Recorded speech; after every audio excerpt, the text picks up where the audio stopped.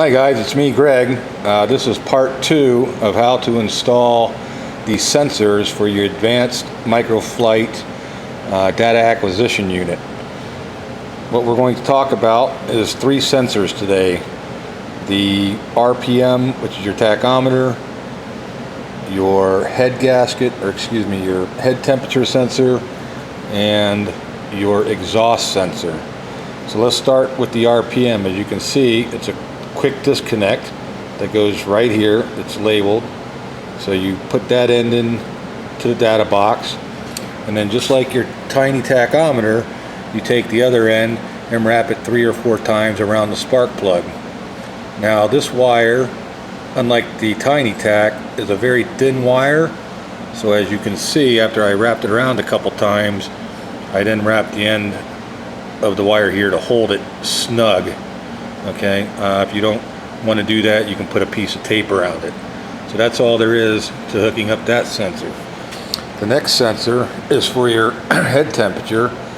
Once again, on this end, it'll either go to the head temperature 1 or 2 either side. So on this side, so you put that quick connect, just put it right in there, feed your wire down through this what do you call these, cowlings or whatever they're called, flashings, whatever.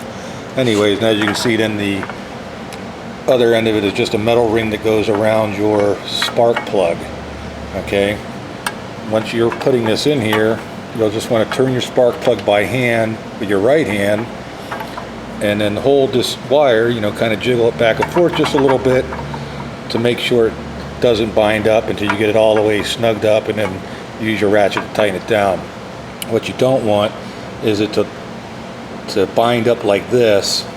You want that ring, you know, to stay flat. That's why you're jingling that wire, so that your spark plug seats all the way. Once your spark plug is in place, you're good to go.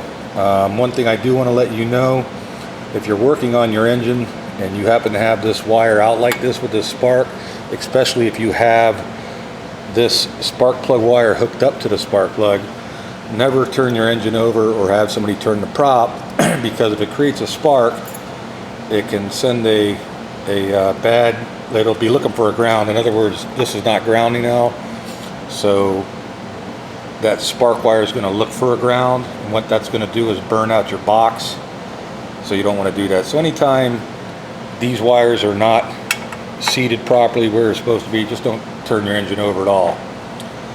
The next sensor we're going to talk about, once again, pretty simple, but there is a big distinction between a 2-stroke and a 4-stroke.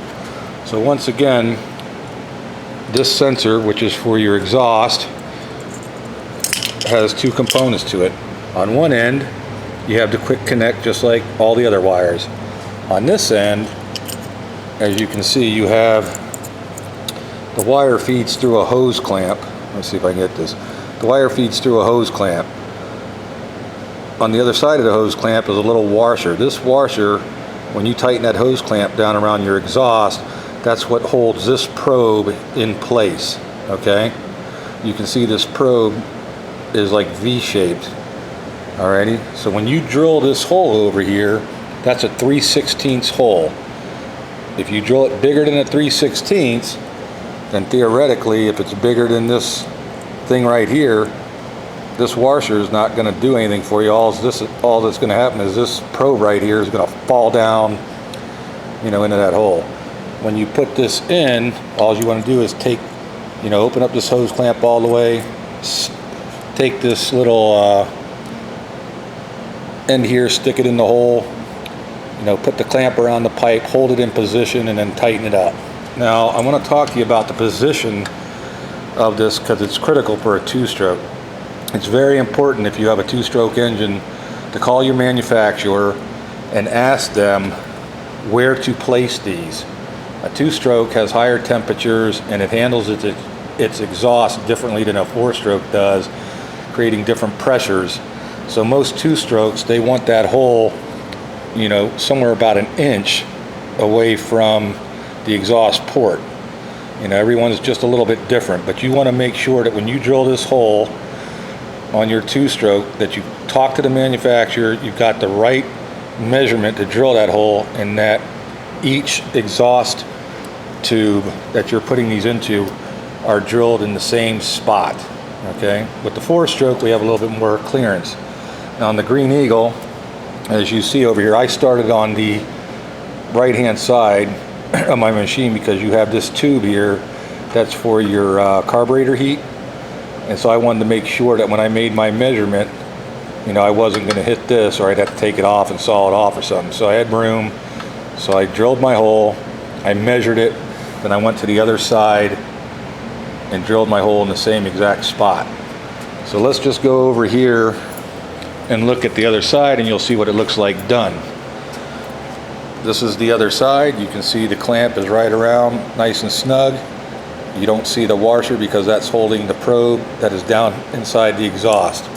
All right, and then on the spark plug, you can see that this wire just goes right through this cowling or whatever you call these plates.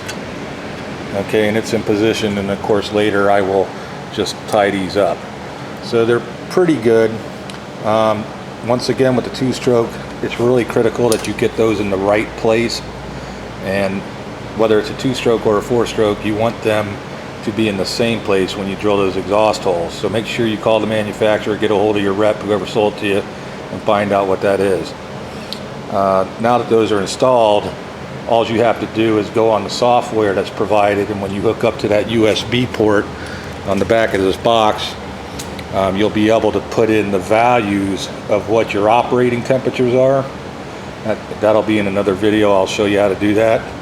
But mechanically, you have now set up your exhaust sensor, your head temperature sensor, and your RPM sensor. It was fairly easy, and I hope you enjoyed the video. So the next video I have, we'll talk about the gas sensor. That's a little more involved.